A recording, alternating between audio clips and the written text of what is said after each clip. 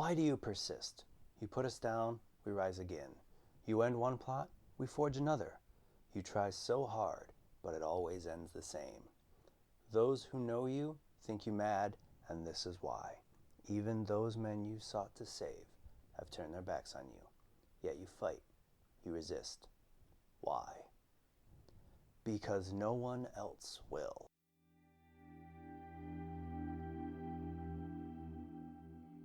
Hello, and welcome to Visions of the Past, an Assassin's Creed lore podcast. My name is Andrew, and I'm glad to see that you have found this podcast. Today, we're going to talk about the conflict mentioned in our opening quote, the Assassin-Templar War. In one form or another, this is really the central conflict of every single story in Assassin's Creed.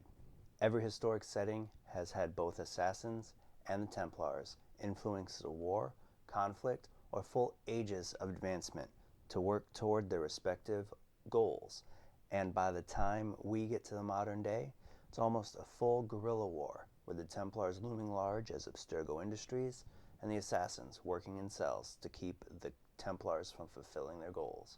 The physical war, though, is only a symptom of a greater conflict, the conflict of ideologies. The conflict is believed to date all the way back to Cain and Abel, two sons of Adam and Eve. Sometime after the human-Isu war, Cain murdered Abel to gain control of his apple of Eden.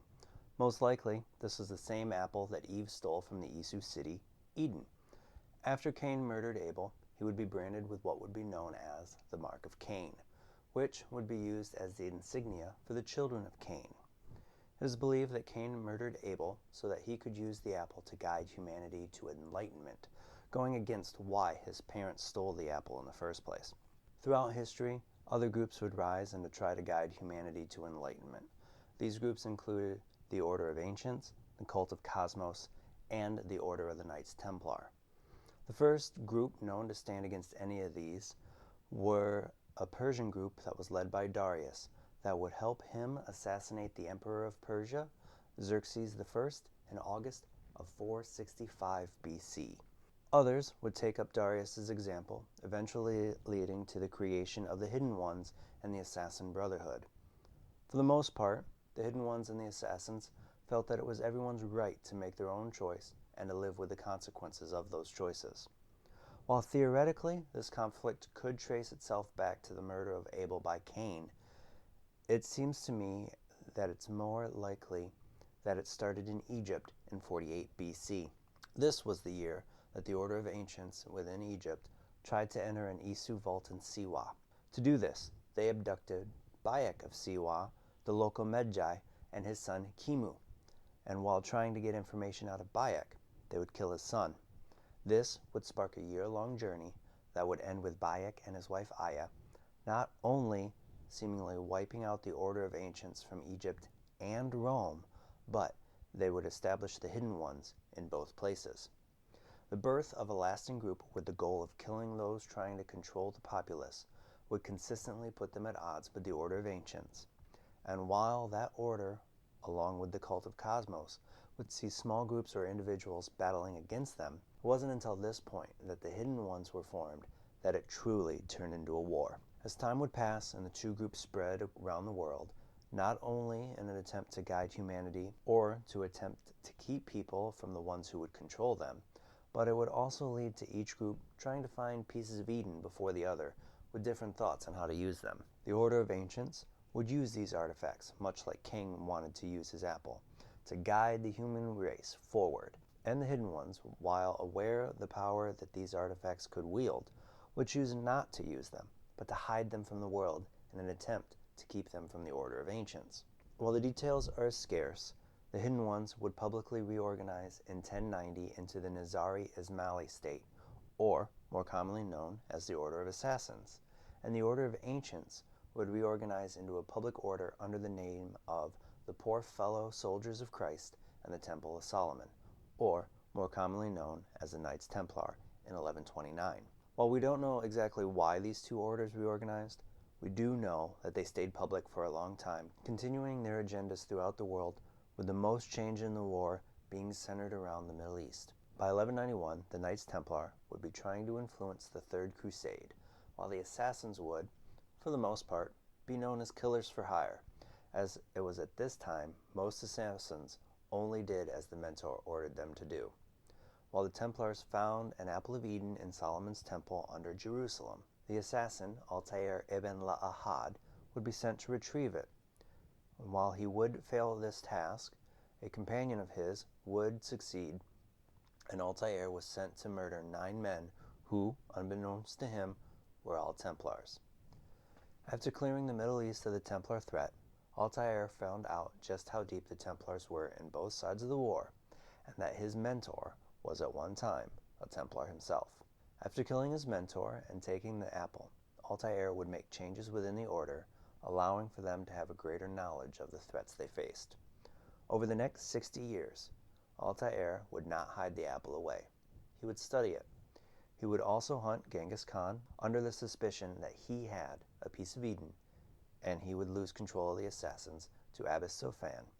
But by 1257, when, forgive me for my pronunciation here, but it was when Hulagu Khan laid siege to Masyaf that Altair was leading the order again, and he used this opportunity to take the Brotherhood underground by having Masyaf emptied and then passing quietly away with his apple of Eden within Masyaf's library. The Templars would continue as a knightly order until their headquarters in Acre was lost in 1291. This eventually led way to the standing army of the Knights Templar having little to no use. The Knights, though, had a network of businesses throughout Europe and even had people use them as a bank to store and protect their valuables. By 1307, King Philip IV of France branded the Templars heretics and ordered the arrest of Templar Grand Master Jacques de Molay under the advice of the assassin mentor, and again, I'm probably going to mispronunciate this name, but it was Guillaume de Nogaret that would lead to the death of de Molay and for the public face of the Templars to no longer exist, forcing the organization underground. At this point, the war really becomes a secret one. Throughout the years, both Templars and Assassins would infiltrate multiple governments and institutions all over, while using their agents to hunt Isu artifacts. As the years passed, the war would span many continents and go through many, many physical battles.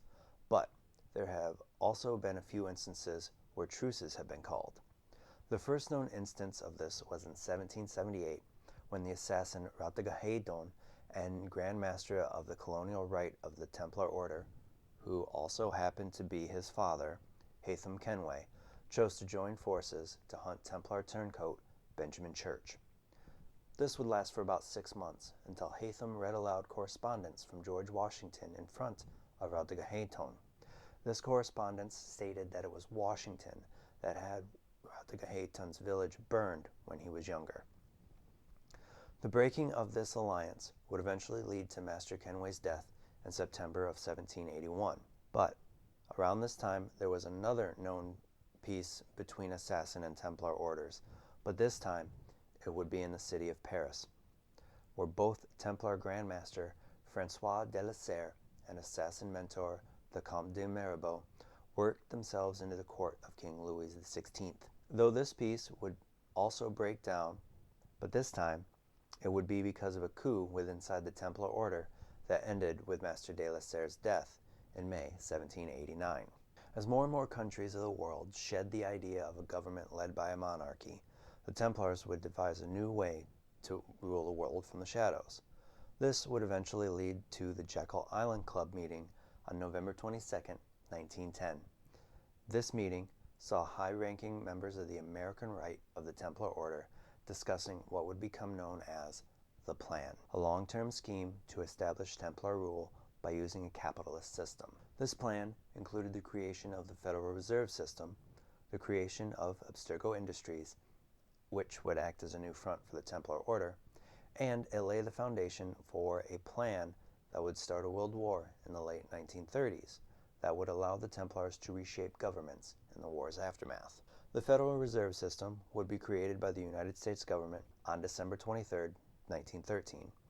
Abstergo Industries would be founded in 1937 by high-ranking Templars Henry Ford, Ransom Eli Olds, and Gero Kramer, among others. World War II would break out in 1939 after Adolf Hitler used an apple of Eden to rise to power.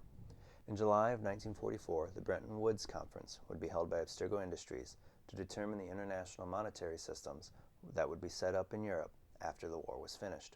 Over the next 50 years, both the Templars and Assassins would carry out political assassinations along with others of high-profile targets. But it would be Warren Vidick's work on the Animus that would turn the tides of the long-standing war. In 1983, Vidick would be able to implant an impulse to kill the assassin mentor into the sleeper agent, Daniel Cross, and he would release him into the world. By the year 2000, Daniel would become a member of the Assassin Order, eventually killing the mentor in November of that year. The assassination would spark what would become known as the Great Purge, and it would see the Assassin Brotherhood come to near extinction.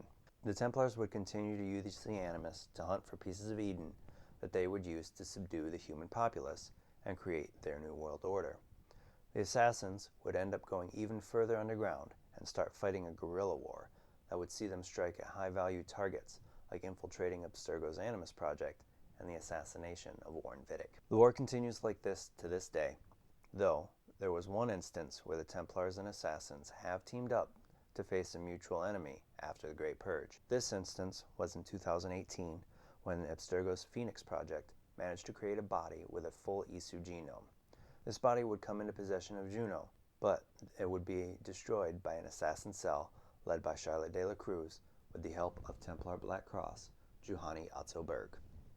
It's hard for me to wrap my head around this conflict sometimes when I think about how long it's lasted, as it's lasted for a minimum of 2,068 years, and possibly it's lasted for much, much longer. That's hard for me to fathom, but when you think about it, this isn't a war for this piece of land or that piece of land. It's for something more, the secret state of the whole human race. On one hand, you have the Templars, or Templar-like groups, that believe that humans are not capable to lead the world in a peaceful manner, that when they are left to their own devices, all that happens is violence and conflict. So they seek to end this cycle by control. And on the other hand, you have the Assassins and the Assassin-like orders, who believe that it is humans' right to choose and to live with free will that defines what it means to be human, and that no one has the right to control others.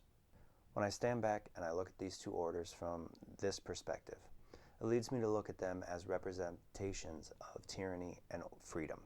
The Templars, for instance, want to lead the human populace and tell them what to do and how to live their lives, while the Assassins would rather allow for the human race to be free and to do as they feel is right for them. It is this reason that I can understand the thinking of Adam and Eve being the first assassins, stealing the apple to allow the human slaves to be free from Isu guidance and rule. The end of Assassin's Creed Odyssey, though, changes this idea of what the orders represent to chaos and order, stating that the Assassins representing chaos and the Templars order. This implies that as the Assassins try to safeguard free will, all they are really doing is sowing chaos in the world. And for as much as the Templars want to control the human race by any means necessary, all they're really doing is trying to impose order in the world, and that if either side of this war prevails, it would spell doom for the world. Right now, this is kind of hard for me to get behind, but as it's only been introduced in the latest game, time will tell what the idea of order and chaos really means for the entire series and the Assassin-Templar War. Thank you for joining me today. Feel free to subscribe to the podcast, and if you have any questions about Assassin's Creed or topics that you would like me to cover, please feel free to hit me up on Twitter at visions_AC, a link to which will be in the description of this podcast. Till next time, my assassin friends, make sure to follow the creed. And to those Templars listening, may the Father of Understanding guide you.